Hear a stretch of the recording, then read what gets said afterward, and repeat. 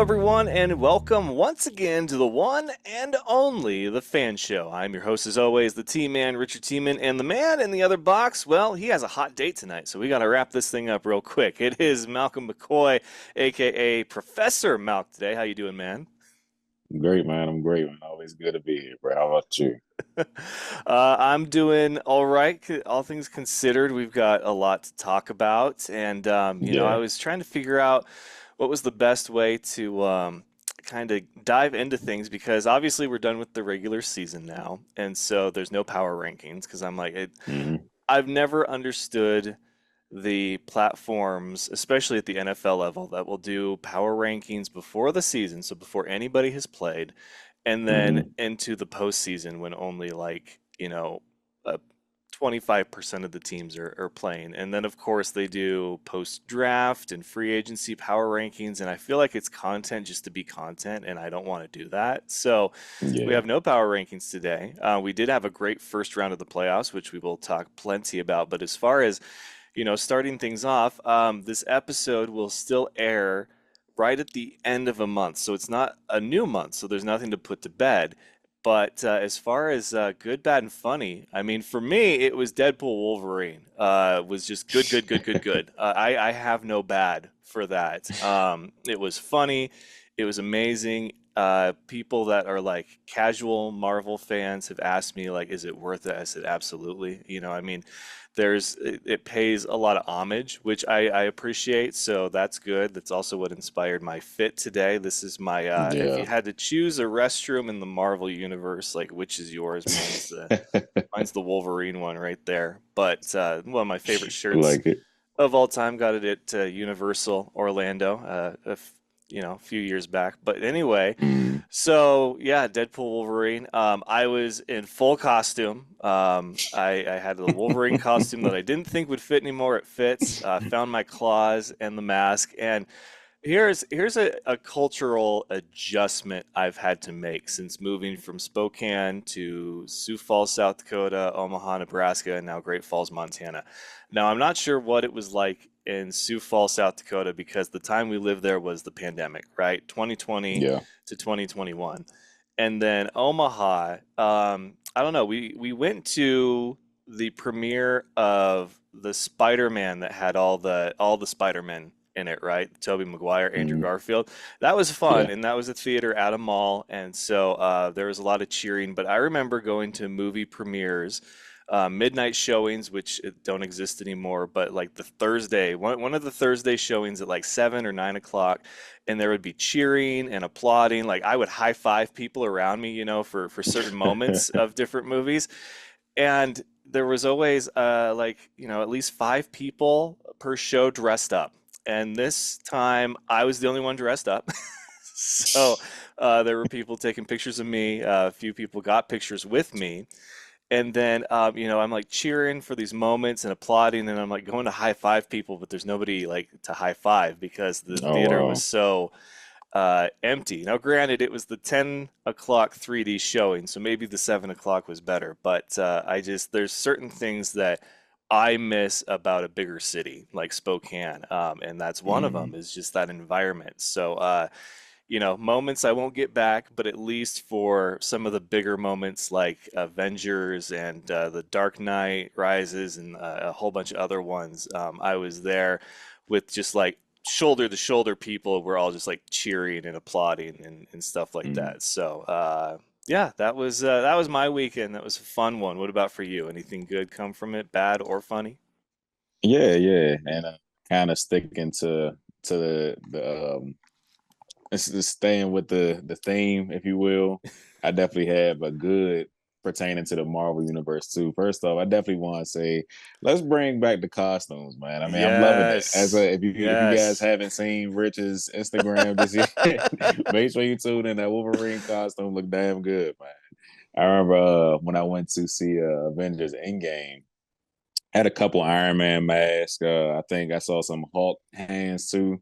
But man, nah, it'll be fun to see like people fully dressed and stuff. I think I'm gonna go ahead and do that when I go see it finally. I haven't seen it yet, but I'm hearing good things. As far as my good, like I said, I didn't see the movie yet, definitely looking forward to it. But if I'm not mistaken, I think Comic Con was also this week, and I saw Hmm. some clips from that, and a bunch of characters and like just actors and stuff from the Marvel movies were in attendance, and they did an unveiling of I think a new Avengers coming out. I don't think they dropped the release date yet, but it's an Avengers kind of centered around the Fantastic Four and Doctor Doom's origin and stuff like that. I thought it was funny to see they unveiled that Robert Downey Jr. will be playing Doctor Doom too, and I heard about on Deadpool, you know how Deadpool is like a fourth wall breaking character. He makes reference to stuff that he shouldn't know about and all that. It's just funny. They said that he mentioned how Marvel has Robert Downey Jr. under contract till he's 90, and I was like, he's gonna be with Marvel till the day he dies. But it was just funny to see that.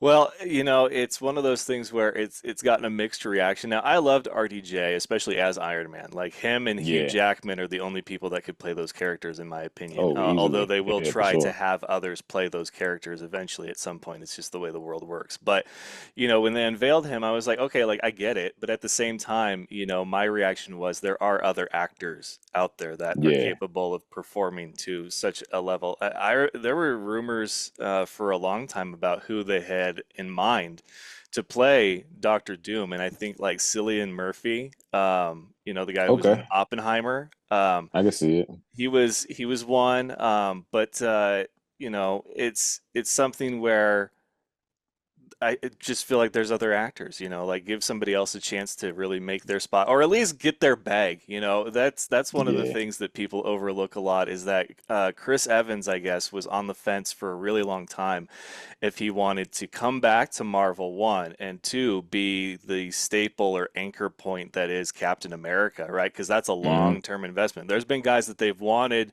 in the MCU that they haven't gotten because it requires such a long-term commitment. One was Daniel Craig, who was James Bond. Yeah. He preferred to do the James Bond thing than Marvel. And there's been a few others that it's like I can't commit to that long. And it's not just like the movies, it's the cameos, right? The crossovers now. It's Hmm. like there's something in every movie. So, there was a conversation Chris Evans had with Robert Downey Jr., and he's like, look, Marvel gave me a second chance, which I never thought I would get, which most people don't get. And he's like, and it's given me the ability to have this platform where I'm able to do so much good now, and I have the finances to do it. It's like I've secured this paycheck. And with that, I'm able to do all these good things. And that was ultimately the decision making conversation for Chris Evans to be like, all right, I'll be your Captain America. So it's Yeah. in my mind when you see a guy that's had a conversation with someone like that and now he's back taking that role, so to speak, from somebody else, I was kind of like, I have no doubt he'll do a great job. But that was just my initial reaction was like, there are other actors and they're just doing the Kang storyline so dirty because they're basically etch a sketching that shit. Like never happened, like Jonathan Majors, who? What? Like, oh, Yeah. Yeah, it's so man. It's bad. funny. Um, to your point about dressing up, though, did you see our man EJ, Eddie Hamilton? He dressed up and took his girlfriend to the movie. He was in a Wolverine Um, costume. I She gotta shared see it. it on her Facebook, and I laughed so hard because here comes Big Eddie. EJ's got these roses in a Wolverine costume running up to the passenger side of a car. Man, shout out EJ, man. That's my guy, Oh, man. He's like a big ass kid for real. Like a 5-year-old and a 6'4", 270 pound body, man. Really, he's too much fun, bro. That's crazy. I gotta see it. I haven't seen it as yet, but I'm gonna check it out for sure. That's And to funny. wrap up the good, bad, and funny, here's my actual bad and funny, and it is part of Deadpool Wolverine. So we Mm, had tickets for the 10 o'clock 3D. There's a 3 o'clock, a 7, a 9, 9:30, a 10, and a 10:30. So there's all these showings that day. And Great Falls, though it's an AMC that gets all the goodies, does not get a lot of the goodies. So I was working, in the same area as the AMC theater, and I'm just like, you know what? On my lunch, I'm gonna, run down there and check it out, see how things are going at the 3 o'clock. And it was mm. chaos. So I go through the line and I get my popcorn bucket and our two collector cups. And by the time I get through the line, they're out of the little minifigure toppers for the Wolverine Cup, which was kind of disappointing, but they substituted it for one of the other Deadpool ones. And Okay. then, they said that they were out of the Deadpool cups. And I was like, well, damn. So I get my stuff and I go and I'm like, you know what? I'm gonna go back through because maybe they'll get more stuff and I can like leave my name and number and they'll call me and I can come and pick it up. Who knows? So as I'm going through the line, the guy ahead of me says, "Well, what about the display ones?" And they're like, "Oh yeah, we're sold out, so we can sell those now." And I'm like, "Shit!" So he gets the Wolverine display, and I'm like, "Okay, that's fine." And so as I get up there, I'm just like, "I want the Deadpool display cup because that's the one I don't have." So his and Yeah. hers for me and my wife. So they get it, and a guy that was in line ahead of me the first time happened to just be out there at that exact moment and goes, "Hey, like they told me they couldn't sell the damn displays, and so that's bullshit." And I'm just like, "Dude, your issue is with them, not me. Like I just Hey, paid for this." Like I almost come on got in a now. fight over collector cups. So people just take their Oh stuff man. a little too seriously. But so that's my good, bad, funny from the weekend. And then same for Malc. But okay, so two IFL action and news. We had the first round of the playoffs. Hmm. Postseason has not disappointed. I mean, it's a short one, but this one has been good so far. Four teams remain, but all the storylines that we talked about last week, they're pretty much gone, except for a couple.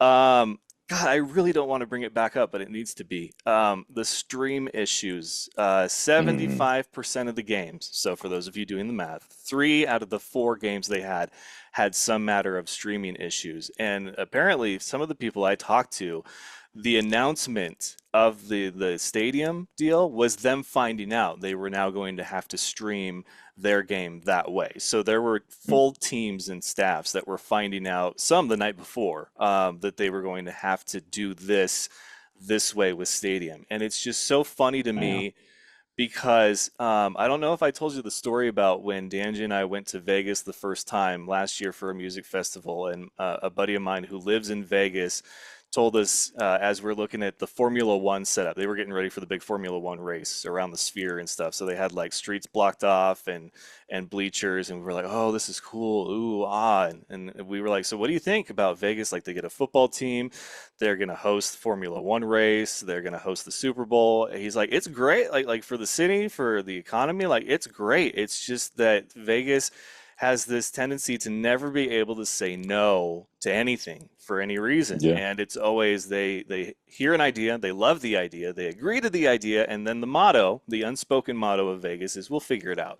And I feel like that's very much the motto of the Todd Tryon era for the IFL is we'll figure it out because there Mhm. was the Louisville Extreme debacle, which was a team that looked like it was solid, but then folded like midway through the season because they couldn't pay their bills. And it's like, you have this expansion, and I don't think that all the stuff that needed to be checked was, and then it fell through. And it was a real black eye for the league at the moment. But now you have the stadium stream deal comes through and it's like, yeah, great. And all the teams are like, how are we going to do this? And it's like, we'll figure it out. And hopefully they have it figured out going into this next round because it is the conference championships. But I just, you and I have talked about it, all season long here or there. I put it to bed, but it's just like this is one of those issues. And there was an apology issued by the commissioner on the Yeah. IFL's, social medias and everything. But it's just like, you have got to be better because the bar everywhere else is so low that this should be easy, right? I mean, there's no Yeah. other You league think that so? is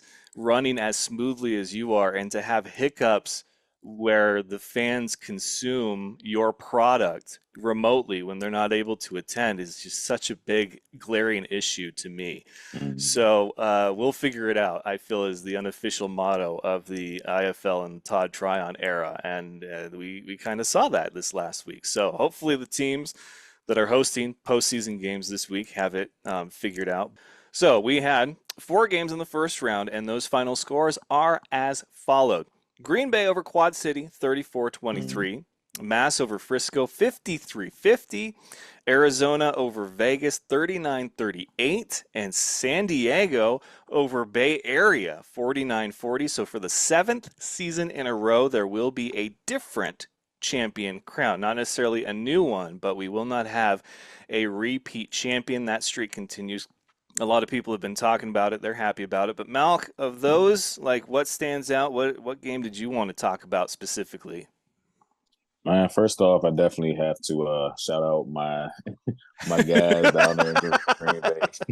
I put the shirt on just in commemoration of them, man. I mean, they did their thing. I mean, watching that game, I couldn't be more happy for Coach Roberson. Like I said last week, I don't want to say that they necessarily deserve it, but they worked hard for this, and it's good to see the pieces kind of coming together for them.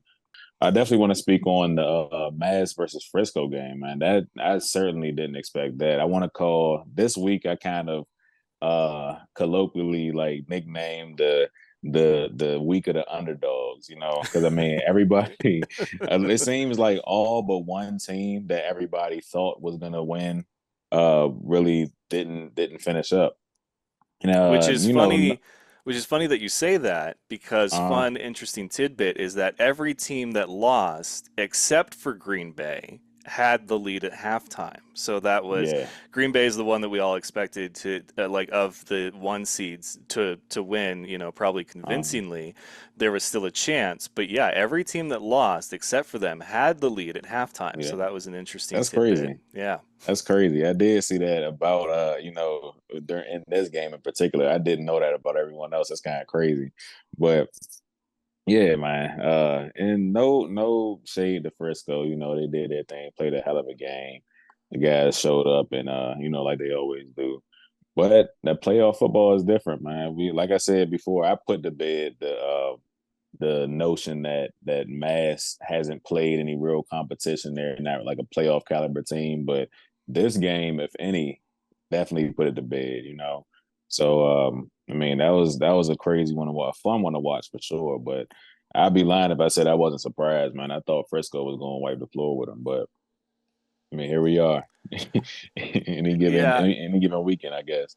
we see it every year in the NFL and college football. It's that postseason experience. And I didn't Mm-hmm. want to think that it was a real thing, but more and more over the years, I have seen it as a very real thing. If you've been there and you've done that, you act like it. Tom Brady always seemed postseason ready because he had been there so many damn times, right? Super Bowl was like Yeah. nothing for him.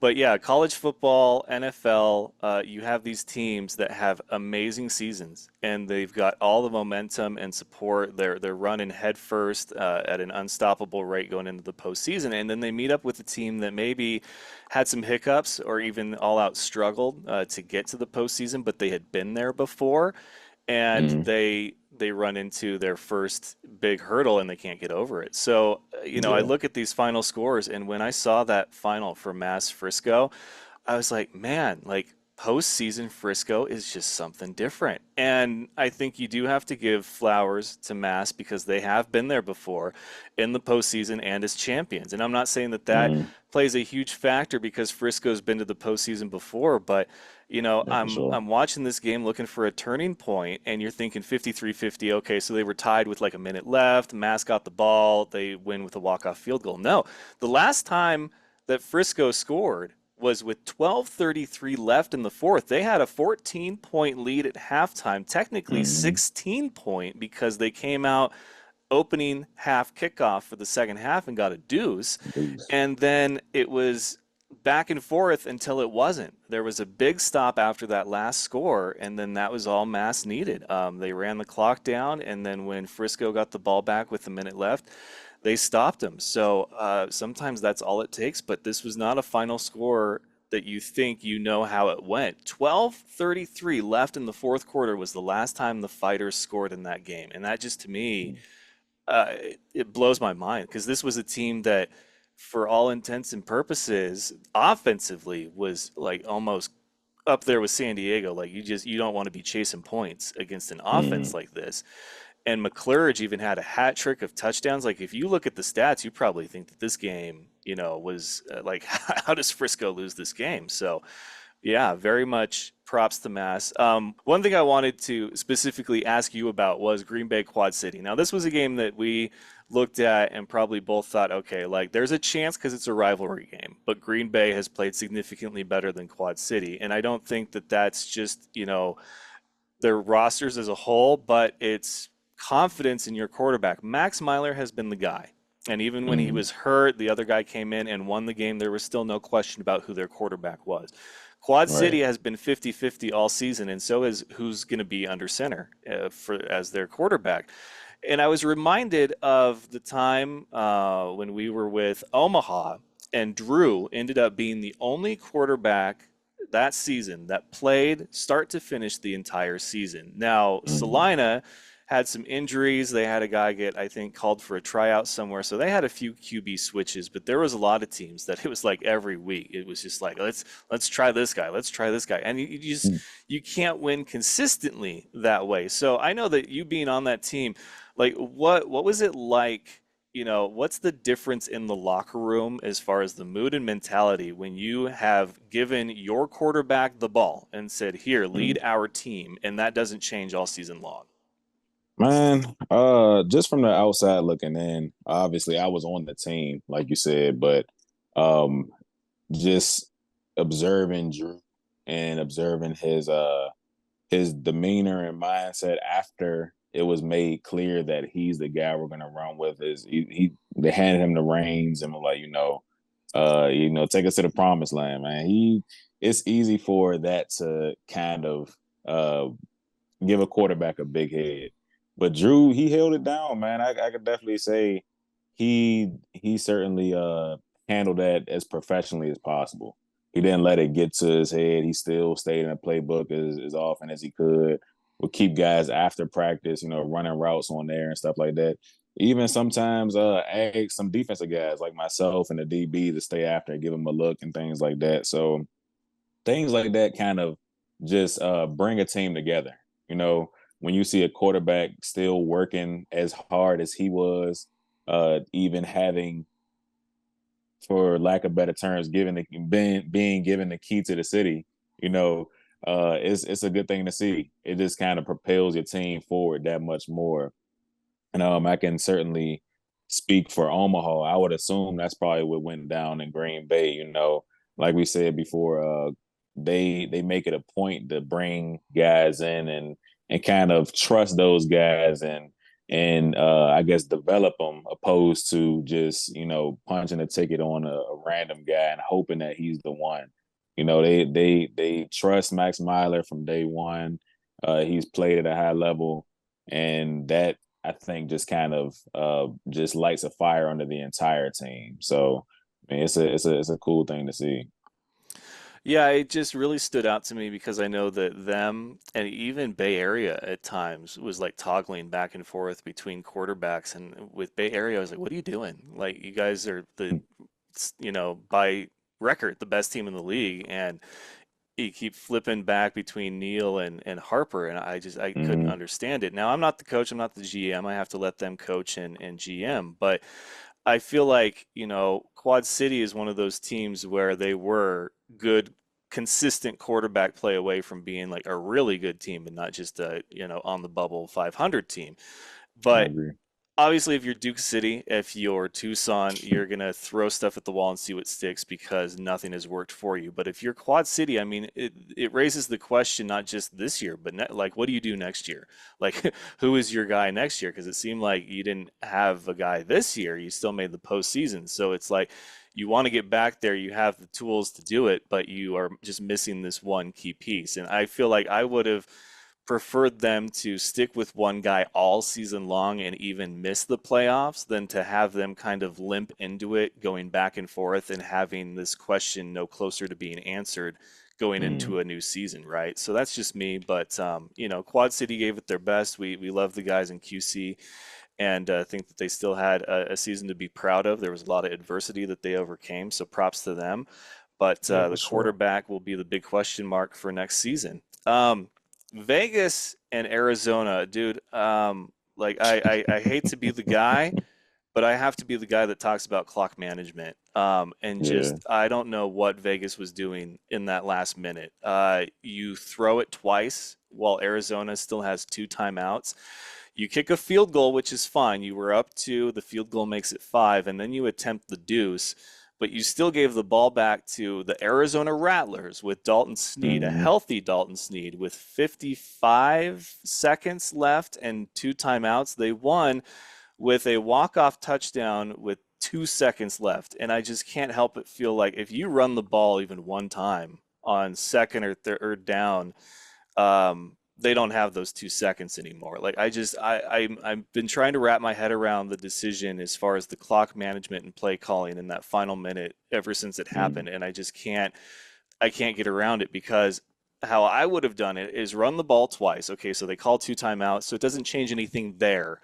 Yeah. But then you kick the field goal, you're up by five. I wouldn't have tried the deuce. Because there's too high of a risk that you don't get it. And even if you do, that's a 7 point lead. There's no guarantee that Coach Guy, if he gets a touchdown, is going to go for the PAT to tie it up and want to play another quarter with you. He's the Hmm. kind of guy who would probably go for two and try to beat you right there. So Yeah. I just feel like run the ball twice, let them burn their timeouts, then squib kick it. Try to pin them as far back as you can. Make Hmm. them go the length of the field with no time. And it's like you handed them every chance and it burned you. And I don't know if that was your takeaway or if you've been on sidelines in those situations and what the conversation is, but that was my biggest irritation was just like how do you mismanage the last minute against a team like Arizona when you've got everything right there for you, going for you. Hmm. Yeah, it's confusing. It really is. I mean, and we spoke on this as well earlier in the season, how you would think, with all the staff in the box, you got several coaches on the field or on the sideline, just a bunch of different eyes and a bunch of different perspectives. You would think that clock management wouldn't be a problem. But it goes to show, even an elite playoff caliber team is still, susceptible to making mistakes like that. I was watching, and that was one game I kind of rewound to like the last drive, and I was thinking myself, I think that's the Madden player in both of us. We're looking at the clock, and we're like, man, like I would have done this, and I was right there with you, Rich. Honestly, I'm thinking the same thing. I'm like, I would have done this. I wouldn't have definitely wouldn't have thrown the ball as much as they did because I mean, in the game of indoor football, it's already so fast paced. Given a team just under a minute to drive down the field, that's for them, that's forever. You can a lot of things can happen in 10 seconds, much less a minute. So, they definitely shot themselves in the foot with that one. But I mean, hindsight is 2020. I'm sure they probably seen some things that we didn't, or whatever the case is. I would love to speak to somebody in that huddle or on the sideline during that last drive, but it's hard to say what they could have been seeing that dictated that play calling. But like I said, I'm kind of right there with you. I couldn't agree more. That I just feel like that the management could have been a lot better. Well, and even if you're throwing for the sticks to try to put it away, right? Mm-hmm. Because that's what it felt like to me. I would have only done it once. I would have ran the Yeah. ball the first time, make them burn a timeout, right? Mm-hmm. Then, if you're like, okay, they've got one timeout left, we're at, the minute mark, let's go ahead and try to get this first down. And then, you do, or you don't, and then it's still a minute with a single timeout left. I just, watching that final drive from the Rattlers, they did have to use both of their timeouts, and then for it to end with 2 seconds left on a walk-off touchdown, I was just like, God, like if you would have made them burn even one of those, like it could have been a completely different outcome for you guys. So, For uh, sure. coulda, shoulda, woulda. Vegas, props to them for a great season, a franchise season, because this is the best that they've done. They will not be the team to host the championship, but there will be a new champion, or just a different champion once again, as we go to our finale for the first round of the postseason, and that was San Diego and Bay Area. Man, Hmm. this one, I think you could sum up as Bay Area somehow, some way just got outplayed by San Yeah, Diego. The defense stepped up huge in that fourth quarter, especially down the stretch. But man, we knew San Diego was a dangerous, if not the most dangerous team headed into the postseason, regardless of what seed they got. And they're proving it right now as they go into Bay Area hostile territory and they upset the champs. And just for them to hang in there with them, like I said, every game except for Green Bay, the team that lost had the lead at halftime. So for these three teams to hang in there, I think speaks volumes about just how for real they are in the time it matters most, which is the playoffs for the IFL. yeah. So I don't know if you had any other takeaways from San Diego Bay Area, but I do think that Bay Area just got outplayed. There was nothing really to pin it on any moment in particular. Fans will say, "Oh, it was this call, or the ref had it out for us on this drive, or whatever," and that's Hmm. fine and good and all. I mean, there's been moments that have gotten to me to a point where it's just like, freaking ref, but it's.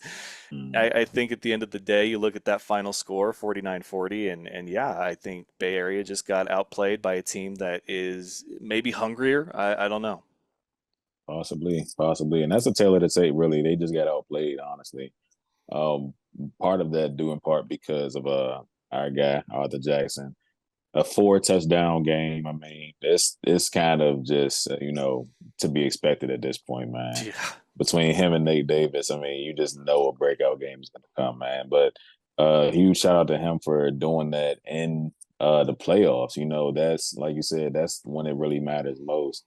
Not to say that during the regular season that's not just as impressive, but to still be that guy to be leaned on in the playoffs.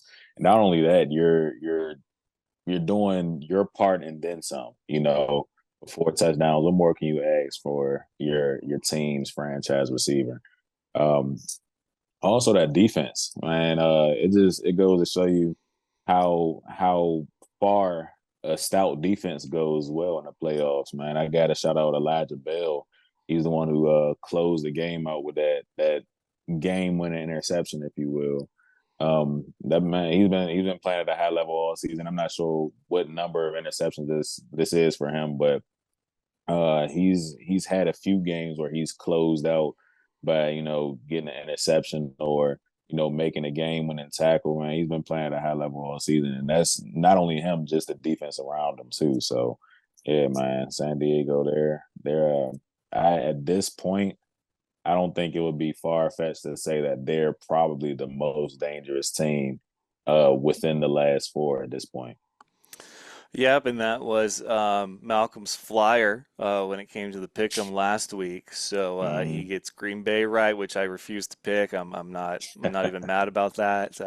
Got a lot of people messaging me that's just like, "Oh, we love you, man. Thank you so much." Yeah, because it's just like I love the teams both equally, but no, the San Diego Bay Area one, man. That was his victory to be had. So there's a punishment to be dealt when we do our very short pick 'em because there's only two games. But Mm-hmm. nice thing about these matchups, they are split. Going into the first round, Vegas had won the regular season series against Arizona, and then they lose the one that probably mattered the most, which was the one in the postseason to move on in the playoffs. And, when it comes to San Diego and Bay Area, they had played each other a few times. San Diego did get one, but Bay Area got a couple more than that, and San Diego ends up getting the win. So these two matchups, they have, both played each other a few times, and the outcomes were different. So I'm excited to talk all about that. But yeah, looking back at the first round, I think the biggest like oh shit moment was definitely Mass. I just think that Mm-hmm. when you look at those matchups, Frisco and Mass was the one that we didn't really blink at. We just looked and said it's Frisco, like it's got to be. And for them to upset Frisco on the road, crazy. That really sums up postseason football, especially indoor football. So this is the portion of the program where we welcome a special guest, and this one an oldie but a goodie. He is a fan favorite from one of the more historic franchises in the league. So we get to talk to him right now. That's right, ladies and gentlemen. Like I said, an oldie but a goodie, a man from one of the more storied franchises in the Indoor Football League. That's the word I was looking for, storied. But anyway, he is Barnstormer royalty, an IFL Hall of Famer, and the only man that can hit the HBK pose just about as good as I can. It is Javicz Jones. Welcome, man. How you doing? Pretty good, man. I'm so thankful that you asked for me to be on your show, man. I appreciate you. Well, it's always good to catch up with some former players. Man, I remember talking with Marshall Hart on one of the first episodes that we did back, and I said there was such a golden era for Midwest teams. I mean, offense, defense, Ryan Ballantyne, Travis Partridge, Markel Willis, Marquez Gallman. There was just so many names stacked, and now it seems like there's so far and few between. Thankfully, Green Bay, who's a number one seed, they're doing really well, making a name for themselves. But you come from that Barnstormer lineage, which was the home of Kurt Warner. But let's get right to it. They announced the Hall of Fame finalists. You being a Hall of Fame member, we asked Claude last week, hey, you're working on a Hall of Fame career. Was there a moment or season that you had where you were like, I'm Hall of Fame worthy? What was it like getting that call for you? And were you expecting the call? Like, was there a moment for you too in your career? Man, I would say this. So I went to D3, right? And so my high school was bad. I had to go the underdog route. And so my mindset was always underdog. And that's how I attack everything still to this day. So I'm so thankful and I will never change. Even if I look back and be like, man, if there was one wish, I would love to do it 10 times out of 10. But I had that underdog mentality. So coming into this league, my mindset was, hey, I got the opportunity with the Texans in 2013 at the rookie minicamp. I want to get back playing outdoor football. And I think that speaks for every guy that plays in the IFL. They want to get film and then move on.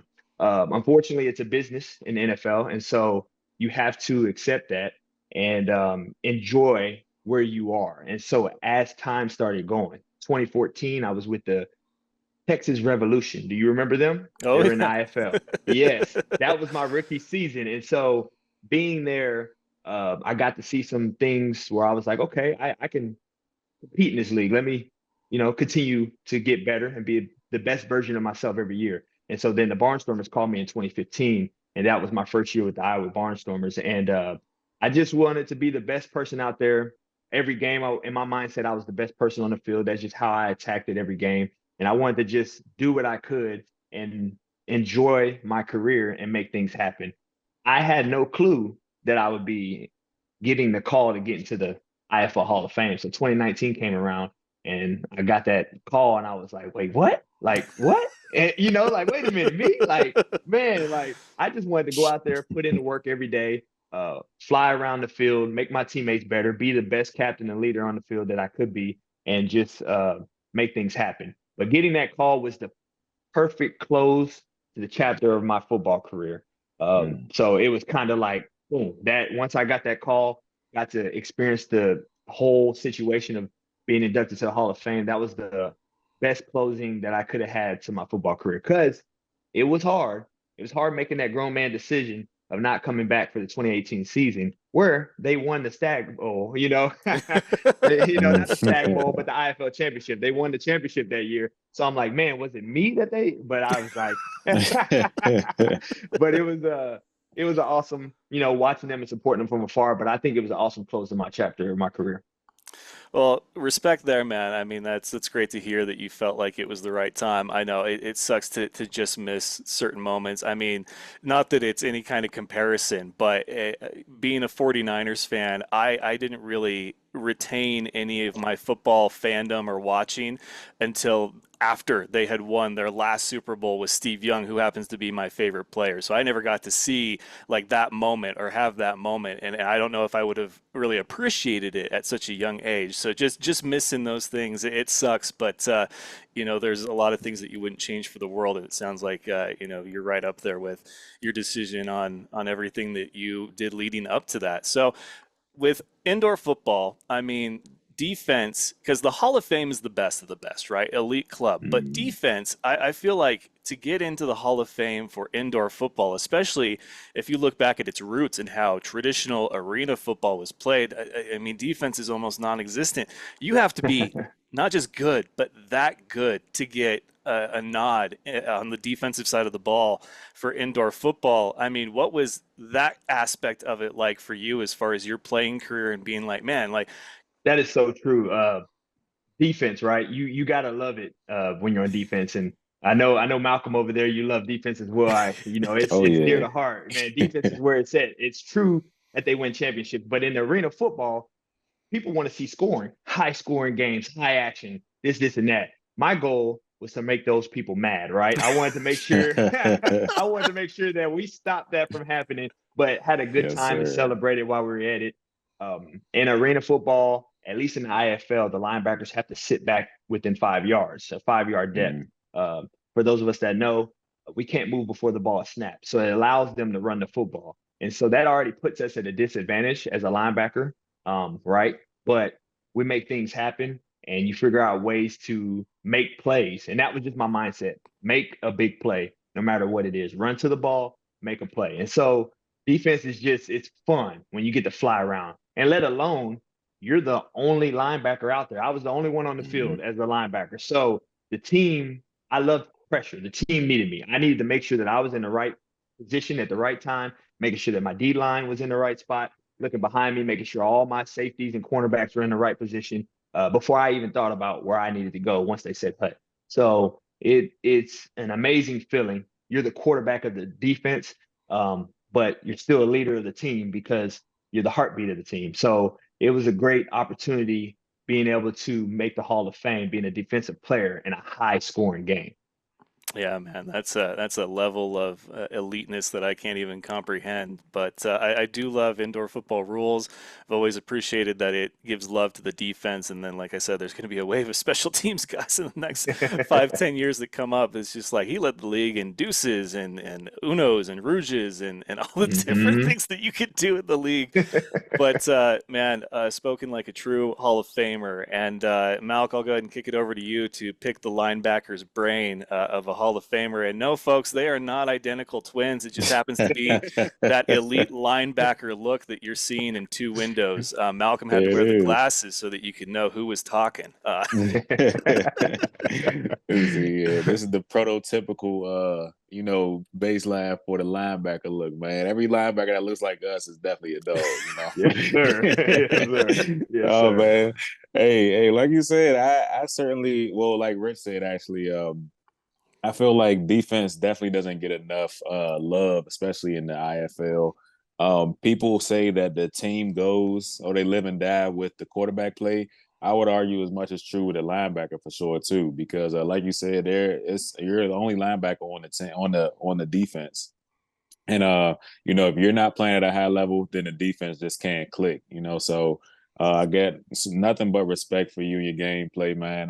Having played linebacker myself, it's something. It's different. It's different for sure, but I love it. Yes. I love it too. Yes. Um, my question to you, brother, I would say, like Rich said, you're in the Hall of Fame. You said that throughout the tenure of your career, you were almost surprised when you get that Hall of Fame call. A lot of players they kind of look forward to that, having had like the kind of career that you have. At any point in time, was it about making the Hall of Fame, or did you always just want to play to the best of your ability? So my mindset was to I would always get told by a lot of guys that have played in the league, like, hey, you should be in NFL.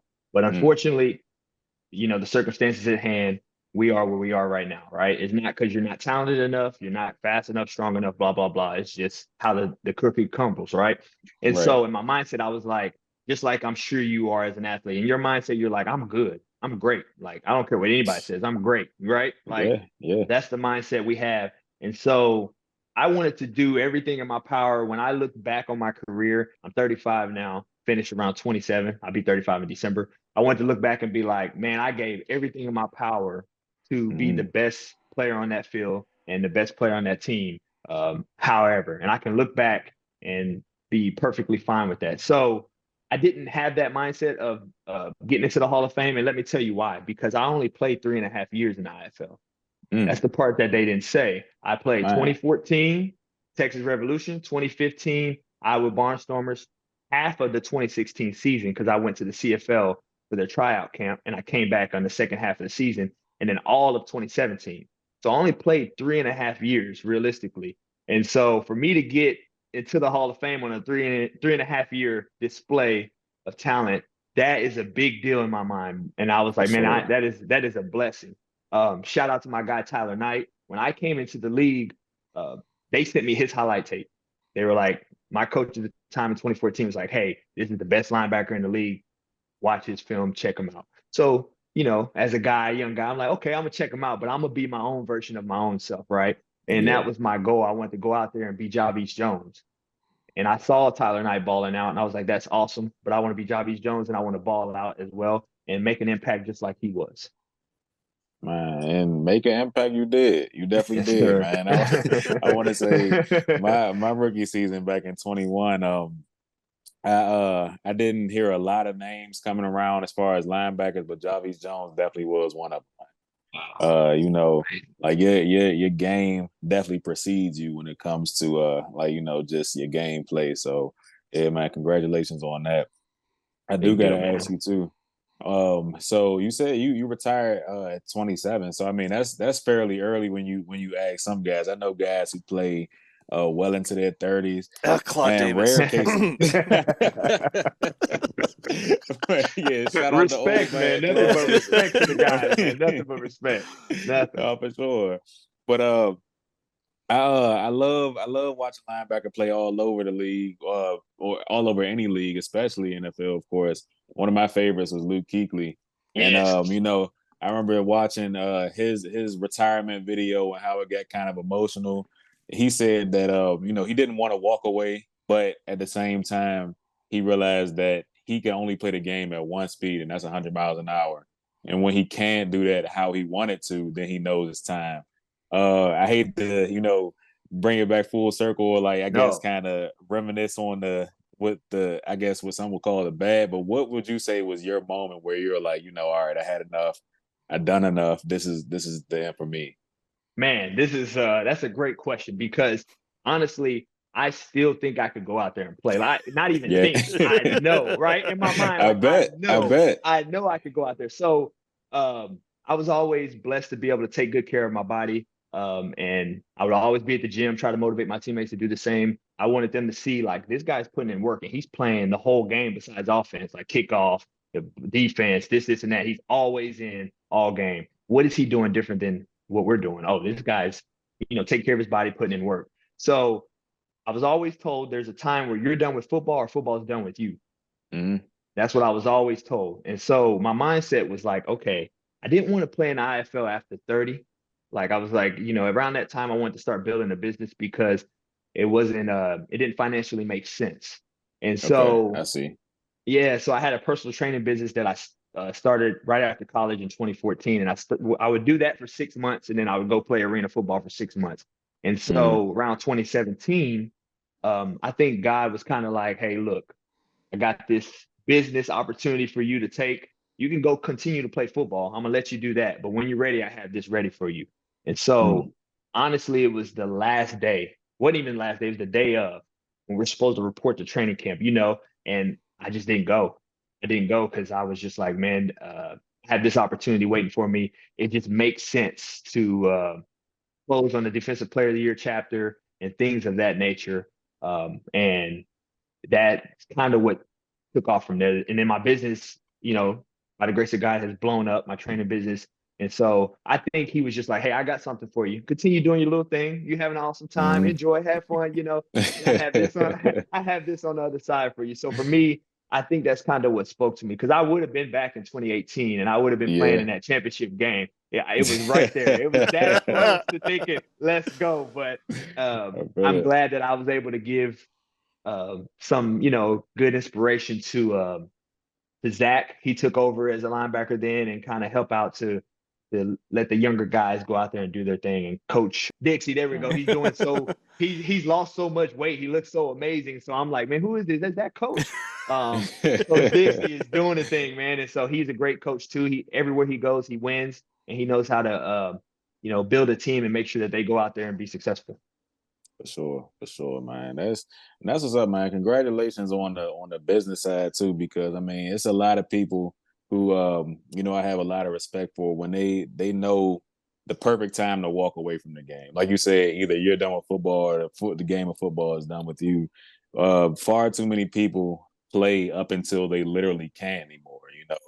They walk away with so many injuries and stuff. They're like in their 30s and they're walking like they're 60. So I Yeah, mean, that I is, I man. I got the utmost respect for guys who know when to, just respectfully step away from the game and move on to that next chapter of their life. And it looks like you've done that successfully, man. So Yes, sir. I congratulations appreciate to that, man. you. Yeah, for sure. Good luck to you and your business and everything, bro. And yeah, for sure, Yes, man. That's sir. what's up. I'm gonna go ahead and Thank you, swing it man. back to Rich for sure. I mean, because I think I got all I need, man. Appreciate It's that. crazy to hear all this stuff from Javicz. Hearing that you were only in it for 3.5 years. I mean, Yeah. obviously, like you can't put a time frame on greatness, right? He Mhm. Malcolm mentioned Luke Kuechly. I'm a Patrick Willis guy. Both had shorter careers, but I mean, what they did in that time. And then here I am, Mhm. going into this is year 9 for me, thinking like, have I done enough? Like, am I? Like where am I at on the spectrum of things? But no, man, to have the impact you did in such a short amount of time is just a testament to your athletic ability. Be careful how loudly you say that you still think you could come back, because Green Bay dragged B.J. Hill back a couple of times when Hey, he was Hall of Famer.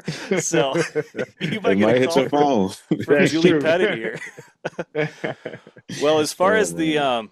Hall of Fame finalists, one guy that I know you played with, I have a tremendous amount of respect for, Brady Rowland. And he was actually in the early days of the Fan Show when I was doing Player of the Game and doing the tour. He was part of the first co-player of the game. It was him and Bryce Enyard, I believe. Both Mm. had phenomenal games. Dixie coached the game of a season that year as well. That was very early Dixie Wooten stuff we were seeing. But the dude is a Swiss Army knife. Around that era, probably Wes Welker, Julian Edelman are names that come to Mhm. mind as far as comparison. What was your takeaway from playing with Brady, and what do you think of him as far as being named among the finalists for this year? Man, Brady was an awesome teammate, but an even better player. He was the guy who would just suit up and go dominate on the field and then go about his business for the rest of the day. And so the guy was a amazing athlete, makes plays happen. When a big play needed to happen on offense, you can look for Brady. They were going to throw him the ball, and he was making some spectacular plays. Um, he was a small school guy as well. And so I always support that. And, I respect that because I know the hustle and the grind and what it takes to get into position to try to be the best you can be. And so he had that same hunger. And Brady Rowland was always out there making big plays when they called his name, like he was a great receiver and like an even better guy. So I can't speak much highly of him because he's just an awesome dude, top to bottom, and somebody you would always want on your team and that you would play hard for. Clinton Solomon, I played with him my first year in arena football, and he was a veteran kind of guy, so he knew the game and he dominated the game as well. Frankie Solomon Jr., my rookie year in Dallas, I watched that guy make plays happen. I know Frankie definitely got one of my votes. Brady got one of my votes. Coach Todd Tryon over there, that his Mhm. historic career with the Sioux Falls Storm. I played against those historic teams of the Sioux Falls Storms before they made the rule where you only can have six or so vets. Yes, Yeah. yes, I played against those teams, man, and those those were some powerful teams before they made that rule. Nebraska Danger, Sioux Falls Storm, they had all the vets on their guys that played so well together. My rookie year, and in 2015 and 2016, we took them to the wire, but they always knew how to win because they were championship teams. But there's some great names on this list, and it's going to be a good little battle. Man, it's so great to catch up with you. Thank you so much for taking the time. It was a nice change of pace for me and Malc here to talk to somebody that's Mhm. been there, done that, got the T-shirt, or in your case, the ring. Yes. Yes, man. I appreciate y'all inviting me on here to just kind of, talk about my journey and talk about everything. It's always nice to do that. I get to do it with athletes that I train now, so it's always cool. I still have the better HBK stance than you do, so But no, man, it was awesome. It was an awesome chapter of my life, man, and I appreciate y'all for allowing me to come on here and talk about it. So Thank you so much, Rich. One more time, he is Barnstormer royalty, IFL Hall of Famer, Javicz Beast Ja Jones Beast. of the IFL Hall of Fame. Thank you so much for your time, man. And hey, we'll hopefully talk to you sooner rather than later, but you take care of yourself. Yes, sir. You too. Thank y'all so much. All right, one more big thank you to Javitz for joining us here. Like I said, nice change of pace. Get somebody who has been there and had a tremendous impact in the league, but it is Hall of Fame season. Clearly, there are finalists. Go and vote. But now we get to our pick'em portion, and I gotta say, this is like 2 weeks in a row that players are like trying. I feel like it's poaching you, Malc. Like I need a co-host, but they're just like, Yeah. hey, come play again. It's like,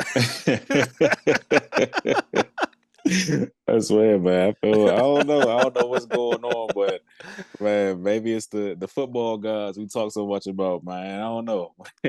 what's going to happen is that you're going to train with Javitz, and then you're going to end up on the same team as Claude and wreak havoc defensively. Like that's the script I'm writing for next season for you guys. Yeah. Hey, let's speak it into existence, man. That's best case scenario right there. All right, so short pick'em this week. There's only two games, Mm. the conference Yeah. championships, and there's no games Saturday or Sunday. It is Mm. Friday and Friday. Monday. Like, okay, so they got time to fix the streams in between if they need to. We'll see if better than 50% of the streams will be Uh-huh. working. But the first one is the Blizzard taking on the Massachusetts Pirates in Green Bay. So the Pirates surprise, I think everybody. We were talking about how that pick, them in Frisco, seemed like a gimme, but Mm. apparently postseason Frisco is a very real thing. Like, wow. I don't know if it's a curse or what, but anyway, the Pirates mean business. They're a game away from the championship. They've been there, done that. The Blizzard have not. So, Malc, this is going to be probably the toughest pick for you. Maybe the other game too, but let's hear where your mind's at for this one. Man, you're right. You're right. This is a tough pick to make by any stretch of the imagination, really. Both teams playing great. Mass coming off of that heartbreaking win against for Frisco fans, I'm sure. But man, they're playing some good ball. They're playing a lot better than I thought they would at this point. And I'm impressed for sure. But at the same time, like I said earlier, Green Bay is certainly playing some good ball. They have been for the last stretch of the season, going into the postseason. And I think that they're a little more consistent than Mass at this point. So I'm taking Green Bay. So here's what I love about this matchup is that it is a rubber match, which I'm still not sure what that means. But anyway, it's the best of three, right? Mm, So first week of the season, Mass goes into Green Bay, beats them 44-40, and yeah. then fast forward. Like 2/3 of the way through the season, if not a little later, and then Green Bay goes into Mass for the rematch and beats them there 36-33. So they've exchanged blows. They've beaten each other in each other's house, and now they're back in Green Bay for the best of three, the most important one, obviously, of the series this season. So I Mm, like Green Bay. The Rec Center, if look. you saw the last broadcast, was rocking. The That fan base has been begging for postseason football in Green Bay. Mm, And mm, yeah, Mass loves to play spoiler. They just did it, but I don't know. It feels like there is something in the air in Green Bay right now, and I think they're going to ride with that. But you gotta play 60 minutes of football against Mass. yeah. You can't mail it in the fourth quarter or whatever happened with Frisco, but it's going to have to be 60 minutes of borderline mistake-free football. But I still like Green Bay, Mm, so we both like Green Bay for that one. And then Monday, so fast forward Saturday, Sunday to Monday, and we have another best of three: the San Diego Strike Force, who just dethroned the reigning champs, Bay Area Panthers, take on the Arizona Rattlers in Arizona, who just took down Vegas after they got the best of them in the regular season series. So now we have two teams that have split the series with each other. And I believe San Diego also beat Arizona in Arizona. That was a Dalton Sneedless Arizona mm. Rattlers.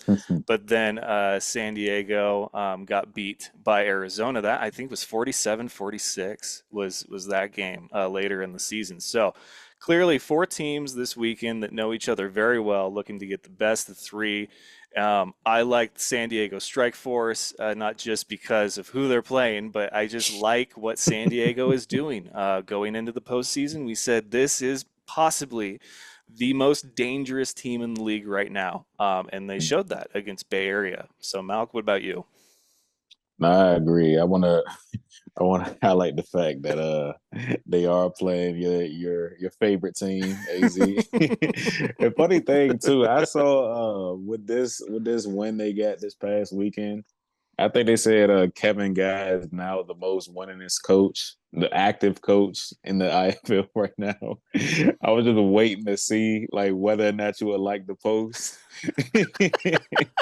I know just seeing that probably burned you up inside, man. But no, back to the game. I definitely agree with you. I'll take SD on this one because I just think like you said, they're a dangerous team right now. And I mean like it's kind of like with Arizona, their last game, it was kind of like a wild card win, if you will.